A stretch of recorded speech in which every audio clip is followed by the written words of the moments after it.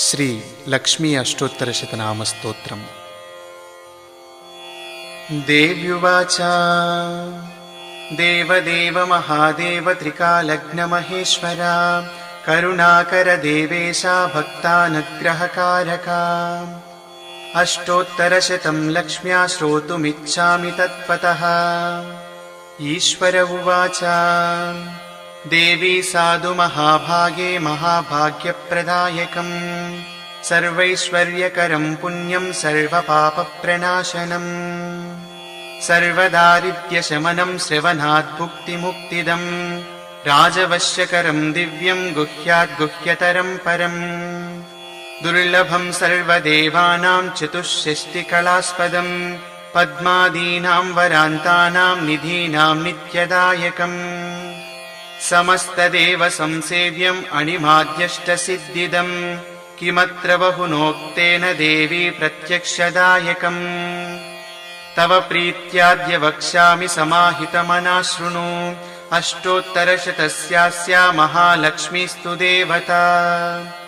ಕ್ಲೀಂ ಬೀಜಪದಮಿತ್ಯುಕ್ತಂ ಶಕ್ತಿಸ್ತು ಭುವನೇಶ್ವರಿ ಅಂಗನ್ಯಾಸಕರನ್ಯಾಸಃ ಸ ಇತ್ಯಾದಿ ಪ್ರಕೀರ್ತಿತಃ. ಧ್ಯಾನಂ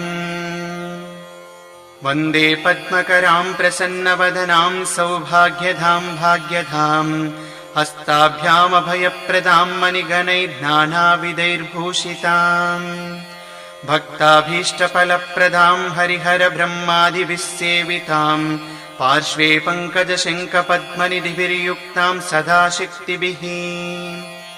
ಸರಸಿಜನಯನೆ ಸರೋಜಹಸ್ತೆ ಧವಲತರಾಂಶುಕಗಂಧಮಾಲ್ಯಶೋಭೆ ಭಗವತಿ ಹರಿವಲ್ಲಭೆ ಮನೋಜ್ಞೆ ತ್ರಿಭುವನಭೂತಿಕರಿ ಪ್ರಸೀದ ಮಹ್ಯಂ.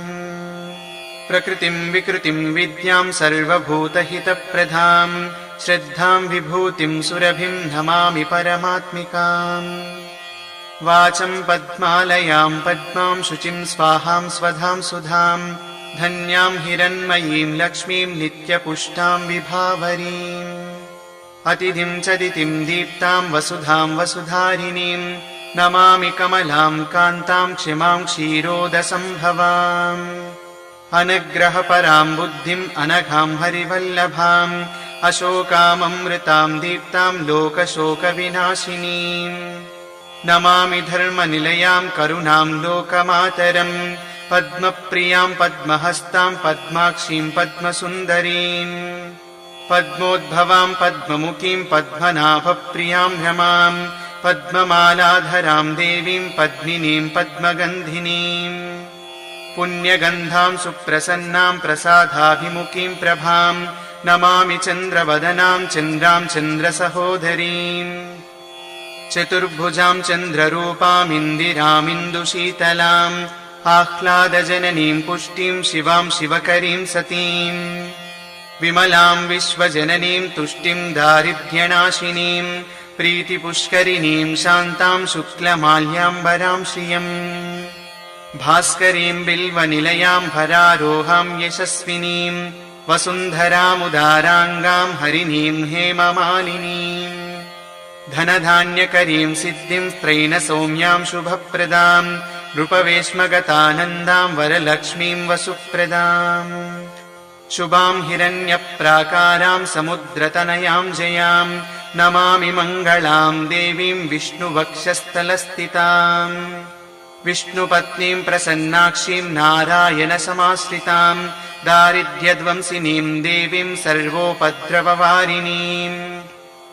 ನವದುರ್ಗಾಂ ಮಹಾಕಾಳೀಂ ಬ್ರಹ್ಮ ವಿಷ್ಣು ಶಿವಾತ್ಮಿಕಾಂ ತ್ರಿಕಾಲಜ್ಞಾನಸಂಪನ್ನಾಂ ನಮಾಮಿ ಭುವನೇಶ್ವರೀಂ. ಲಕ್ಷ್ಮೀಂ ಕ್ಷೀರಸಮುದ್ರರಾಜತನಯಾಂ ಶ್ರೀರಂಗಧಾಮೇಶ್ವರೀಂ. ದಾಸೀಭೂತಸಮಸ್ತದೇವವನಿತಾಂ ಲೋಕೈಕದೀಪಾಂಕುರಾಂ. ಶ್ರೀಮನ್ಮಂದಕಟಾಕ್ಷಲಬ್ಧವಿಭವ ಬ್ರಹ್ಮೇಂದ್ರಗಂಗಾಧರಾಂ ತ್ವಾಂ ತ್ರೈಲೋಕ್ಯಕುಟುಂಬಿನೀಂ ಸರಸಿಜಾಂ ವಂದೇ ಮುಕುಂದಪ್ರಿಯಾಂ. ಮಾತರ್ನಮಾಮಿ ಕಮಲೆ ಕಮಲಾಯತಾಕ್ಷಿ ಶ್ರೀವಿಷ್ಣುಹೃತ್ಕಮಲವಾಸಿನಿ ವಿಶ್ವಮಾತಃ. ಕ್ಷೀರೋದಜೆ ಕಮಲಕೋಮಲಗರ್ಭಗೌರಿ ಲಕ್ಷ್ಮೀ ಪ್ರಸೀದ ಸತತಂ ನಮತಾಂ ಶರಣ್ಯೇ. त्रिकालं यो जपेद्विद्वान् षण्मासं विजितेन्द्रियः दारिद्र्यध्वंसनं कृत्वा सर्वमाप्नोत्ययत्नतः देवी नाम सहस्रेषु पुण्यमष्टोत्तरं शतं येन श्रियमवाप्नोति कोटिजन्मदरिद्रतः भृगुवारे शतं धीमान् पठेद्वत्सरमात्रकम् अष्टैश्वर्यमवाप्नोति कुबेर इव भूतले दारिद्र्यमोचनं नाम स्तोत्रमम्बा परं शतं येन श्रियमवाप्नोति कोटिजन्मदरिद्रतः भुक्त्वा तु विपुलान् भोगान् अन्त्ये सायुज्यमाप्नुयात् प्रातःकाले पठेन्नित्यं सर्वदुःखोपशान्तये पठन्स्तु चिन्तयेद्देवीं सर्वाभरणभूषिताम् इति श्रीलक्ष्मी अष्टोत्तरशतनामस्तोत्रं सम्पूर्णम्।